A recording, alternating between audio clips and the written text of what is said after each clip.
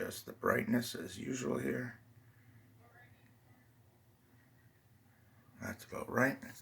So we're going to put this in place, and we are going to do a video here for you guys. Now,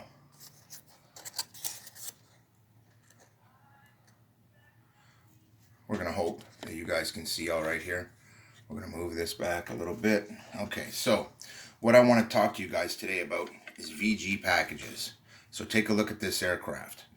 Now, what I will say to you is that I glide tested this thoroughly and did it first without any VGs, and it did what I expected. The nose is pretty heavy, it's got a lot of nose weight, and it dropped hard.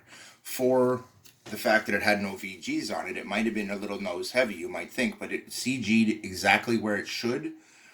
One of the things I will say to you is that where your VGs are changes a lot. How they're shaped changes a lot. So let's say out at the wingtip we have these very round, smooth VGs, okay?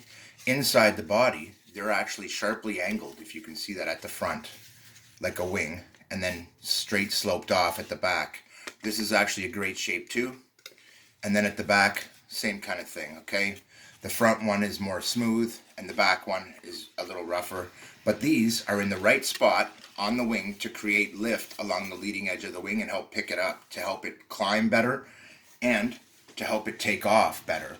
It's also, when you're landing, the wind is coming over here and it's producing lift at the front of the aircraft, helping to keep you from stalling. The wingtip ones help you keep the wingtips from stalling. These ones help to spoil the air before it goes over the control surfaces. Now, one of the things I wanted to talk to you about earlier was that in this build, you'll have a wide range of capabilities, from super fast to super slow, and from super sensitive to not too crazy. And this is what I'm talking about. So I had my ailerons all the way out to the wingtip. You can make them there. And this is a great aileron. This will be awesome. But you could also make it this size. If you're a beginner or an intermediate pilot, I recommend this size, no bigger. And I will show you what that size is and what the length of the wing is in comparison to that. So there's your wing, okay? Just under 6 inches. And this is the size of your ailerons. We're looking at 2.5 inches. That's still a pretty big aileron on a 6-inch wing, and it will offer you a lot of performance. But by keeping it away from the tips, it won't be as brutal on its roll rate.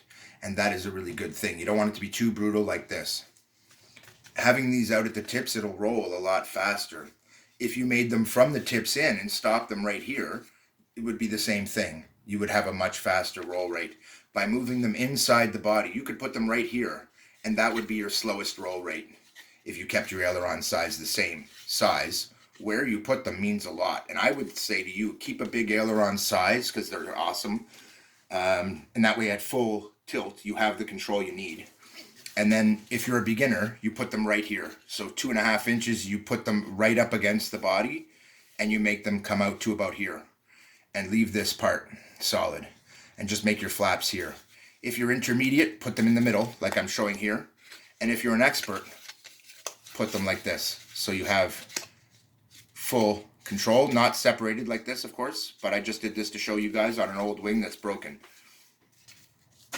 This is the new one, this is the replacement, but it's because for every one of these I build more than one. So I'm gonna take this in my hand for this portion and just show you the VG package that I'm considering. Now, when you take a look at this aircraft, you see that it's got the VG at the tip, which is nice. I actually have a different shape that I'm going to use out at the tips. And I have a whole bunch of different shapes here that I'm going to use for different things.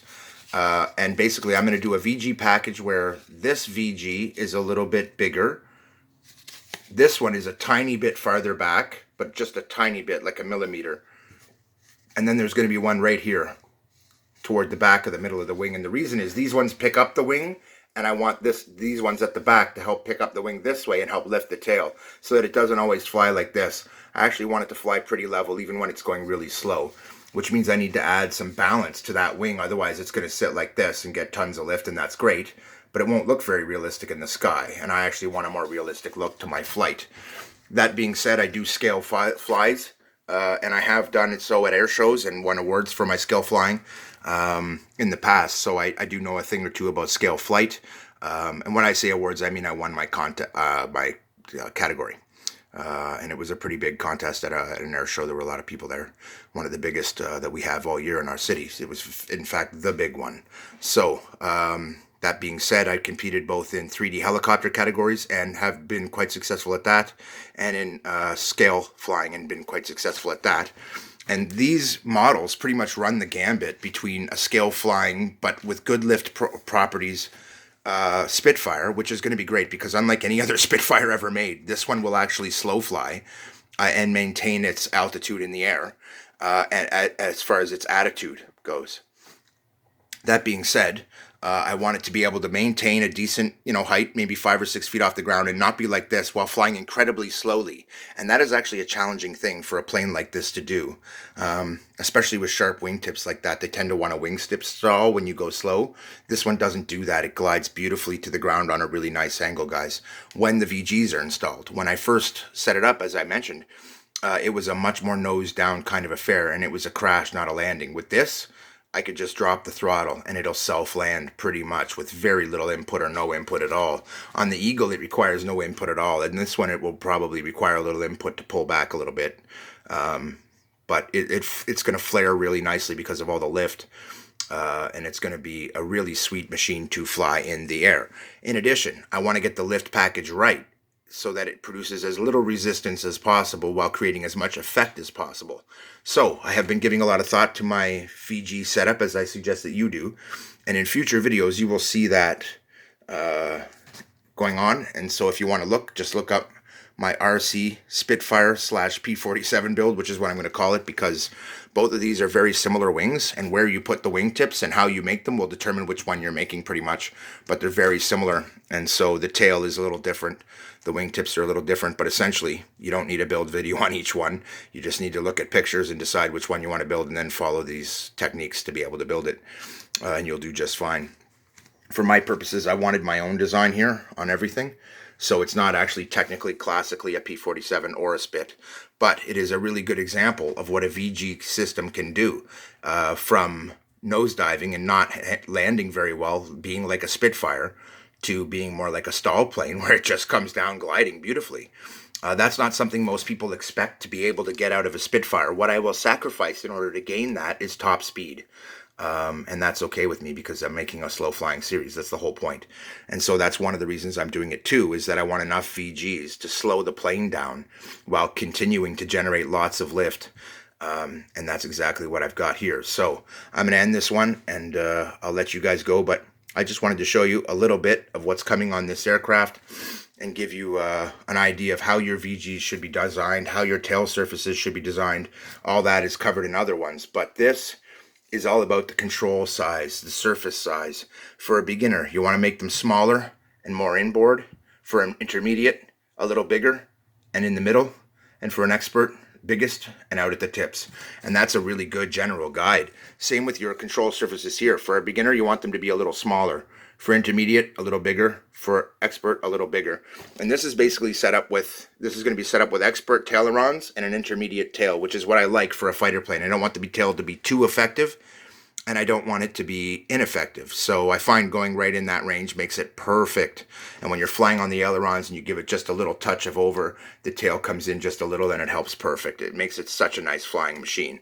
And so that's how I've set mine up. But that has a lot to do with my experience as a pilot. One of the great things about these series is that they allow you to upgrade, to change, to adjust. And I give you all the detailed information on how to do it. Yeah, it's pretty simple. You just bend it into shape. If it's making too much lift, you change the bend of the wing. If it's making not enough, same thing. You adjust the bend of the wing. I mean, all these things are adjustable. It's easy to make another tail with a bigger control surface if you should decide to do so. You just use the old one as a template and cut a bigger control surface on it.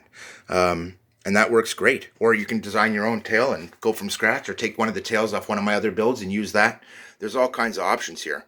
But in the end, what you choose at this stage of the game is actually incredibly important, which is why I decided it needed its own video. In previous video, you've already seen the VG package that I settled on for this aircraft, and I won't really make much in the way of changes from that. I'm gonna make a few additions, but that's it, because I really like the glide angle that it was showing and the way that it travels through the air. So I don't want to mess with that. And once you have a good system, just leave it like that, guys. Keith out.